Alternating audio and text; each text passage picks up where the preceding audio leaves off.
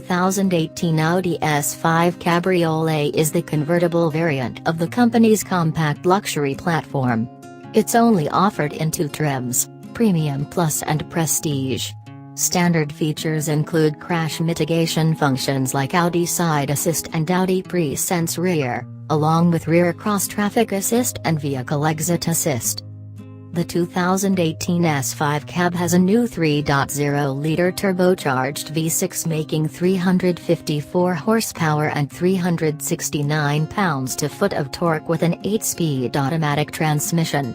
With a new one-touch open button, the S5 Cabriolet gets the wind in your hair faster than the previous model. All-wheel drive is standard. The S5 Cabriolet has a way of sneaking up on you. At first blush, the experience isn't much different from that of the A5, which is by no means a bad thing. The A5 is itself an extremely competent open-air cruiser that packs a ton of tech, but never lets it interfere with the driving experience.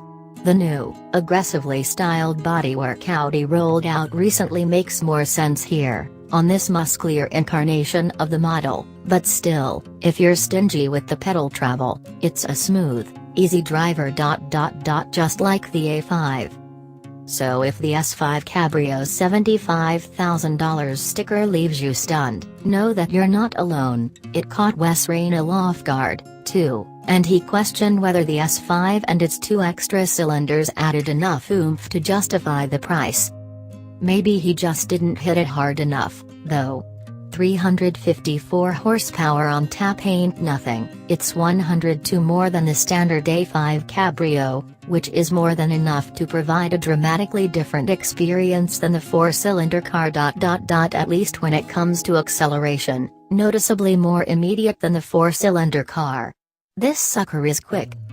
Yet the extra power is all handled with such characteristic Audi smoothness and solidity that it never feels wild. Sound good? Well, maybe for you. I guess I was left craving a little bit more, not more power, but more expressiveness. The Quattro all-wheel drive made for perfect, repeatable launches time after time.